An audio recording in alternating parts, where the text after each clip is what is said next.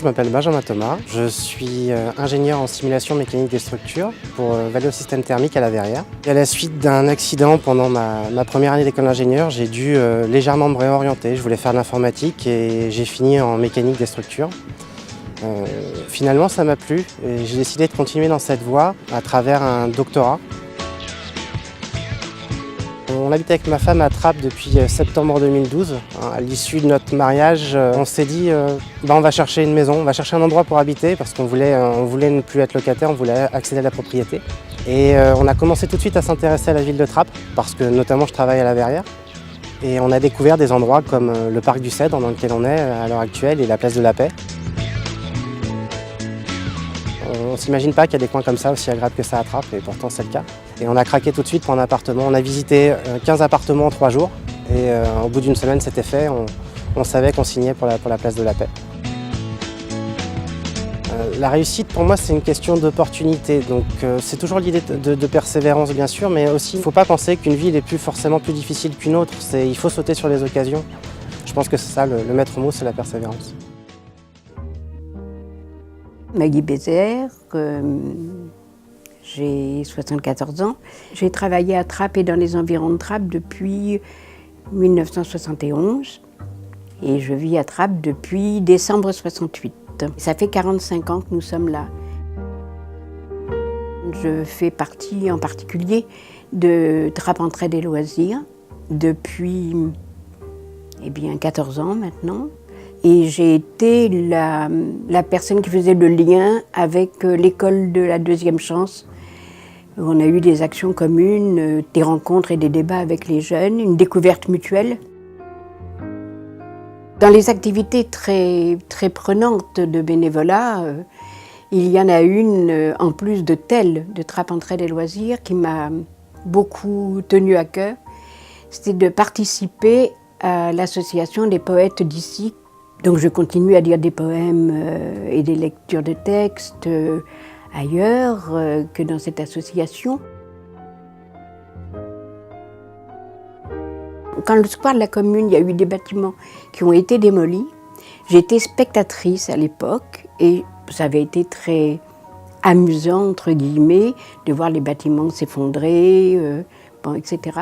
Et je ne comprenais pas très bien les gens qui n'habitaient plus là depuis un moment et qui disaient « Ah oui, mais quand même, c'était ma maison, c'était mon appart. » Et puis, mon escalier du square Léo Lagrange au 24, une année, je suis rentrée de vacances et il avait disparu. Et en fait, j'ai mieux compris la réaction des personnes que je ne comprenais pas avant. Parce que ça faisait vraiment de nombreuses années que je n'habitais plus là. Et j'ai eu comme un manque. Je pense que Trappes, c'est une ville dans laquelle on a toujours et on continue à donner sa chance à tous et en particulier aux jeunes. La réussite, c'est le courage. C'est avoir envie de faire des choses. C'est être curieux de la vie, être curieux de choses à découvrir et avoir envie de réaliser.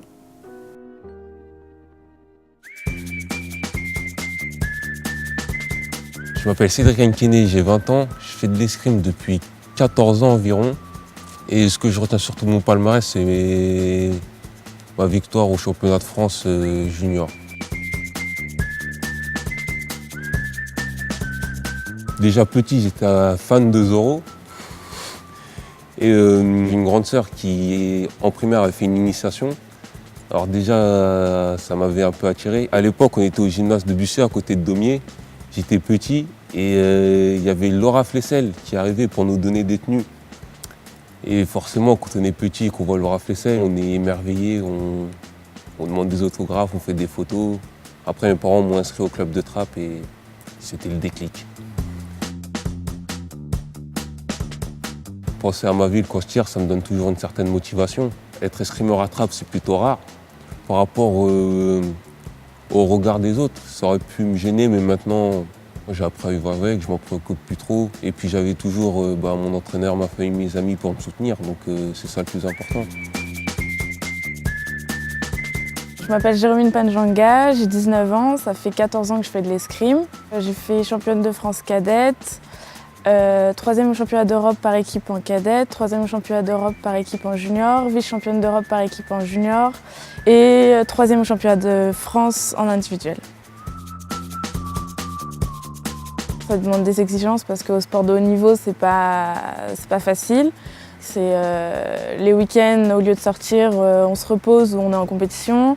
Pendant les vacances scolaires ou même en dehors des vacances scolaires, pendant les courses et les stages, c'est des difficultés avec les profs, avec les établissements pour pouvoir trouver des formations adaptées à notre pratique du sport. Pour moi, la réussite, ça représente une satisfaction de soi-même parce qu'on travaille pour soi, quel que soit le but dans la vie. Et c'est aussi jamais baisser les bras et y croire, toujours y croire.